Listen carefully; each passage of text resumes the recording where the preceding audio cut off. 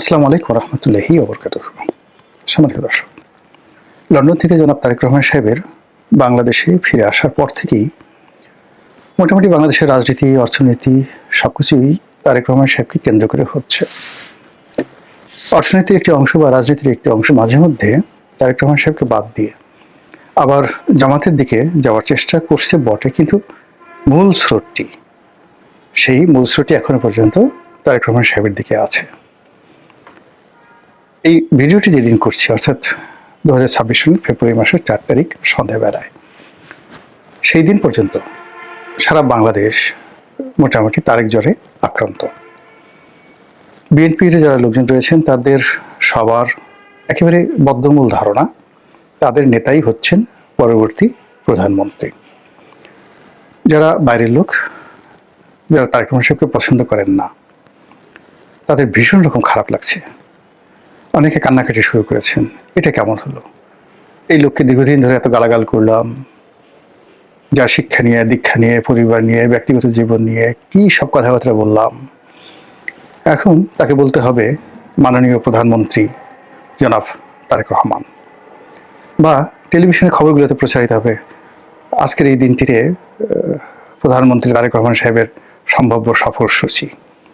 অথবা বলা হবে আজকে জাতির উদ্দেশ্যে ভাষণ দেবেন মাননীয় প্রধানমন্ত্রী জনাব তারেক রহমান। তিনি যখন সংসদে থাকবেন, সংসদ সদস্যরা বলবেন মাননীয় প্রধানমন্ত্রী জনাব তারেক রহমান বা মাননীয় সংসদ নেতা জনাব তারেক রহমান সাহেব, আপনি কিছু বলুন, স্পিকার বলবেন। তো এই জিনিসগুলো যারা তারেক রহমান সাহেবকে পছন্দ করেন নাই ইতিপূর্বে, বিশেষ করে আওয়ামী লীগের যারা লোকজন, কট্টরপন্থী লোকজন, যারা তারেক রহমান সাহেবকে তুই তুকারি বলে কথাবার্তা বলতেন, এটি তাদের জন্য বিশ্বাস করেন। মানে যে কোনো মানুষকে পৃথিবীর সবচেয়ে নিকৃষ্ট একটি খাবার, পচা খাবার তার সামনে দিয়ে যদি বলা হয় না, খাবার না, যে কোনো একটি পচা দুর্গন্ধযুক্ত পদার্থ আপনারা অনুমান করে নেন, সেগুলো যদি বলা হয় যে তুমি এটা চামিচ দিয়ে, কাঁঠা চামিচ দিয়ে ধীরে ধীরে ধীরে ধীরে খাবে, এবং প্রথমে কয়েক চামচ খাবে, তারপরে সেটা নাকে মুখে চোখে মাখবে, তারপরে সেটার সঙ্গে প্রয়োজন মনে করে কিছুটা লবণ, কিছুটা লেবু, কিছুটা পেঁয়াজ মরিচ মাখিয়ে তুমি পেস্ট করে নিতে পারো, এটা তোমার ইচ্ছা। তখন ওই মানুষটার জন্য যে একটা অবস্থা তৈরি হবে, আওয়ামী লীগের লোকজন যারা তারেক রহমান সাহেবকে অপছন্দ করেন, তাদের জন্য এই প্রধানমন্ত্রী তারেক রহমান এই কথাটা শোনার সঙ্গে সঙ্গে ওইরকম একটা অবস্থা তৈরি হয়ে গেছে। এই গেল এটা।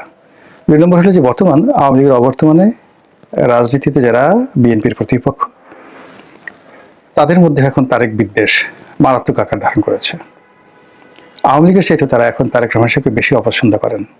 প্রধানমন্ত্রী তারেক রহমান এই কথাটা স্মরণ করতেই তাদের মাথায় একটা চক্কর দেয়, চোখ দুটো ঘুরতে থাকে, পেটের মধ্যে গুড়গুড়ানি শুরু হয়ে যায়, বিশ্রী এরকম আওয়াজ শুরু হয়ে যায়, পেটের মধ্যে থেকে ফুট ফুট ফুট ফুট ভুট ভুট শুরু হয়ে যায়। এবং সেটা যে কি পরিমাণ নিকৃষ্ট সেটি তাদের সাম্প্রতিক সময়ের কথাবার্তায় আপনারা সেটা বুঝতে পেরেছেন। এই গেল অবস্থা। দেশে যারা রাজনীতিবিদদের বাইরে রাজনৈতিক বিশ্লেষক করেছেন, জ্ঞানীগুণী পণ্ডিত, মানে এরা সবসময় করে কি, স্রোতের অনুকূলে বা হাওয়ার অনুকূলে তারা পাল তুলে দেয়, নৌকা ছেড়ে দেয়। এখন সারা দেশ জাতি তারেক বন্দনায় লিপ্ত। জ্ঞানীরা কবিতা লিখছেন, গুণীরা সেই বিভিন্ন কর্মকাণ্ড করছেন তারেক ভজনে, কবিরা কবিতা রচনার পাশাপাশি দার্শনিকরা বিভিন্ন দার্শনিক সূত্র তৈরি করে ফেলছেন, কি করিলে কি হয়। সবাই অবাক বিষয়ে তারেক রহমান সাহেবের দিকে তাকিয়ে আছেন, মানুষের চেহারা তো সুন্দর হয় কি করে? আল্লাহ এই সাক্ষাৎ ফেরেশতা আমাদের মধ্যে পাঠিয়েছেন, আমরা যে কত জন্মের সৌভাগ্যবান। এরকম কবিতা রচনা করে বহু মানুষ তাবিজ বানিয়ে গলায়, মাজায়, কোমরে তারা ওই তাবিজ পরিধান করে ঘুরে বেড়াচ্ছে, যেন বিএনপির যারা লোকজন রয়েছে তারা তাদেরকে সম্মান করে, সমীহ করে। তারেক রহমান সাহেবকে নিয়ে সুন্দর সুন্দর কবিতা রচনা করা হচ্ছে। তার চেহারা মোবারক, তার পোশাক, তার জুতা মোবারক, জুতা মোবারকের তলা। একজন তো বলেই ফেললো যে তারেক রহমান সাহেবের একটা বিড়াল আছে নাম জেবু, এক নেতা, বেশ বড় নেতা। তো তিনি বললেন যে যারা তারেক রহমান সাহেব তো দূরের কথা, জেবুর সঙ্গে, জেবুর একটা পায়ের যোগ্যতা যাদের নেই, বিড়ালের একটা পায়ের যোগ্যতা যাদের নেই, কত বড় দুঃসাহস তারা তারেক রহমান সাহেবকে সমালোচনা করে, এত বড় সাহস। লোকজন বলতেছে হ্যাঁ হ্যাঁ হ্যাঁ, ঠিক ঠিক ঠিক, এর চেয়ে তার উত্তম প্রশংসা হতে পারে না। তো এই যে তারেক বন্দনা, সেই তারেক বন্দনার যে জোয়ার চলছে, সেখানে শিল্পী, সাহিত্যিক, গায়ক, গায়িকা, নায়িকা কেউ বাদ নেই। কোমর দুলিয়ে দুলিয়ে নাচছে, গলা ঝুলিয়ে ঝুলিয়ে গাইছে, বাবরি চুল দুলিয়ে দুলিয়ে তারা সেই মঞ্চ কাঁপাচ্ছে। এরকম একটা তারেক জ্বর শুরু হয়েছে। তো আমরা যারা সাধারণ মানুষ, কখনোই ক্ষমতার সঙ্গে আসলে আমাদের সুসম্পর্ক হয়নি। আমার অন্তত কোনোদিন হয়নি। আমার সেই শৈশব থেকে বহু মানুষের সঙ্গে সখ্যতা ছিল, কিন্তু যখনই দেখা গেল যে মানুষটি বড় কোনো সরকারি পদ পদবি পেয়েছে, তার পরের দিন থেকে আমি তার থেকে দূরে চলে এসেছি। এটা কেন হয় আমি এটা বলতে পারি না। সব ক্ষেত্রে মানে এখন ধরুন রাজনীতি করি, রাজনীতির আগে তো বহু বছর ভালো ভালো জায়গাতে ছিলাম, গ্রামে ছিলাম, শহরে ছিলাম, দেশে ছিলাম, বিদেশে ছিলাম, কিন্তু এই ক্ষমতার কাছাকাছি মানুষগুলোর সঙ্গে সম্পর্ক রাখা, সেই সম্পর্ককে ব্যবহার করা, ক্ষমতার পিছনে ছোটার যে লিপ্সা, এটা কেন জানি আমার হয়নি। হয়তো সে যোগ্যতাই নেই। তো আমরা এই তারেক রহমান সাহেব যখন দুঃসময় ছিল, তখন বলার চেষ্টা করেছিলাম যে তারেক রহমান সাহেব দেশে আসছেন না, আসবেন না, ইত্যাদি ইত্যাদি। তখন বলছিলাম যে না, তিনি আসবেন, এবং তিনি আসলে যমুনার যে কর্তৃত্ব, ডক্টর মোহাম্মদ ইউনূসের কর্তৃত্ব থাকবে না, যমুনার সামনে লোকজন যাবে না, এ কথা বলেছিলাম। আবার তারেক রহমান সাহেব যখন বাংলাদেশে এলেন, সারা বাংলাদেশে যখন তাকে নিয়ে লাফাচ্ছে, তারেক ছাড়ার কোথাও কিছু নাই, ঠিক সেই দিন আমি বললাম যে বাঙালির এই আবেগ 48 ঘন্টা থাকবে না। 48 ঘন্টার পর আপনি দেখবেন তারেক রহমান সাহেবের বাসা বা অফিসের সামনে এই ভিড় নেই। এখন গিয়ে দেখেন সেই ভিড় আছে কিনা। যা হোক, যারা সমালোচনাকারী, বিশ্লেষক, তাদের বক্তব্য হলো তারেক রহমান সাহেব মূলত বাংলাদেশে পা দিয়েছেন প্রধানমন্ত্রী হিসেবেই। এর কারণ হলো যে তিনি বিদেশে থেকে যে এলেন, দেশের একটা বিশেষ প্রয়োজনে, যখন ওসমান হাদির ঘটনাটা ঘটলো, ঠিক ওই সময়টিতে দেশ একটা টারমাইল অবস্থাতে চলে যাচ্ছিল, এবং দেশের যারা রাজনীতিক নেতৃবৃন্দ ছিলেন, বিশেষ করে জামাতের নেতৃত্বে যে সকল ইসলামপন্থী দল ছিলেন, তারা একটা বিকল্প বিপ্লবের কথা চিন্তা করছিল। ওসমান হাদির জানাজা যেদিন হবে সেই দিনই এরকম একটা বিকল্প কিছু হতে পারে, এরকম আশঙ্কা সবাই করেছিল। এটা যে জামাত করেছে বা করবেন, নট লাইক দ্যাট, কিন্তু তাদের পক্ষে যে সকল ইউটিউবার রয়েছেন, দেশের বাইরে যে সকল কন্টেন্ট ক্রিয়েটার রয়েছেন, তারা এরকম একটা ন্যারেটিভ তৈরি করেছিল যে যেদিন ওসমান হাদি জানাজা হবে সংসদ ভবনে, সেদিন কিছু একটা ঘটবে। এগুলো এক।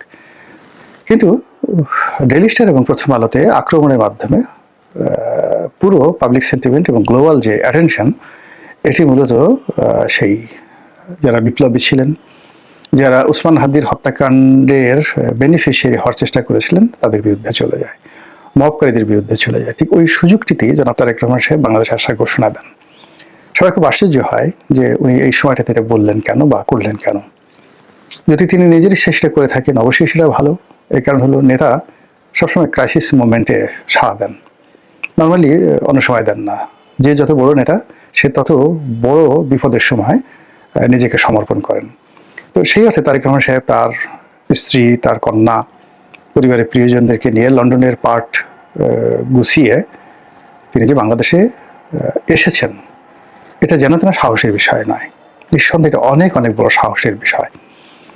এমনকি শেখ হাসিনার জমানার চাইতেও এটি বেশি সাহসের বিষয়।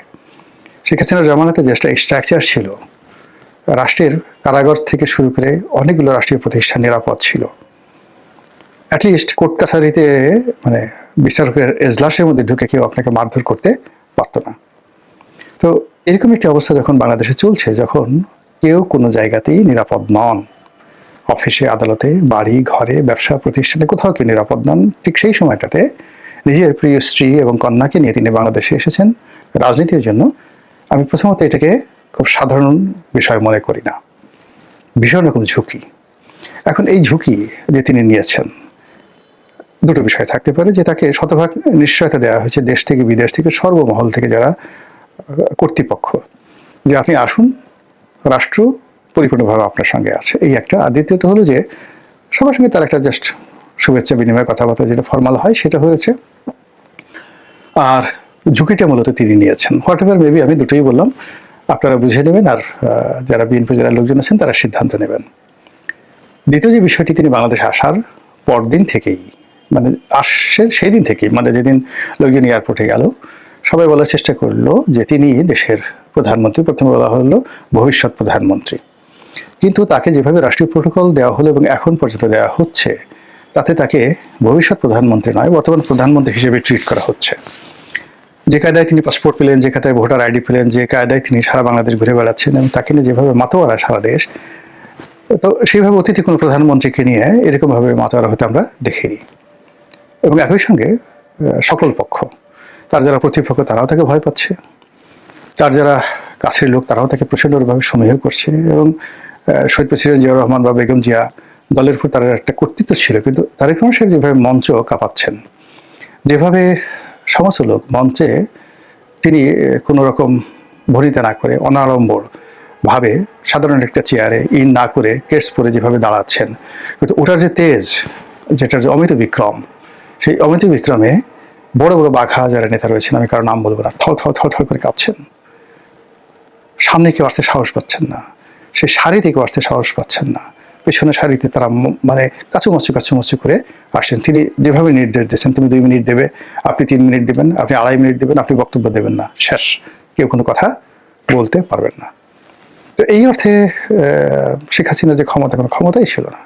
নিজের একটা জাস্ট উদাহরণ দেই, মানে গণতন্ত্র যখন ছিল তখন আমাদের ক্ষমতা কেমন ছিল। আমার এলাকাতে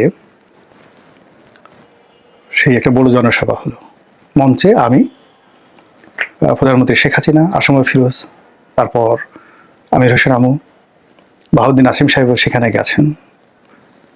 তো প্রায় 1 লাখ লোক সেখানে উপস্থিত। এখন তখনই আমি আসলে আওয়ামী লীগের মাইনাসের খাতায় মানে যাই করে অবস্থা। অনেক শীর্ষ নেতৃবৃন্দ যারা ছিলেন তারা আমার ব্যাপারে বিভিন্ন রকম বিরক্ত ছিলেন যে এই ছেলেটা একটা বেয়াদব, বিশ্ব বেয়াদব। এবং তারা শেখ হাসিনার কান ভারী করতে করতে এমন অবস্থা করে ফেলেছিলেন যে শেষের দিকে হয়তো উনি মনে করতেন যে আসলে আমাকে যে সিলেকশন করাটা তার একটা ভুল হয়েছে। তো যাই হোক, উনি আমার এলাকাতে গেছেন, প্রধানমন্ত্রী গেছেন, অনুষ্ঠানের সমস্ত আয়োজন আমি করেছি। এবং এমন একটা এলাকাতে, যে এলাকাতে দ্বীপ বেষ্টিত একটা এলাকাতে বড় জোর শেখ হাসিনার ওনার নেতৃবৃন্দের আশা ছিল 1000 খানেক লোক ওই সকাল 10টার মধ্যে হাজির হতে পারে। তো সেখানে যখন 1000-এর জায়গায় 1 লাখ লোক হাজির হলো, তো বোঝার চেষ্টা করেন আমি 1 সপ্তাহ ধরে সেখানে সেই অ্যারেঞ্জ করছিলাম। তো যখন এই একটা অনুষ্ঠানে সব মানুষ উপস্থিত এবং সেখানে মূলত আমার যে অবস্থা ছিল, আমার বক্তব্য শোনার জন্য মানুষ আগ্রহী। তো এমন সময় বাহাউদ্দিন নাসিম সাহেব এসে বললেন যে এমপি সাহেব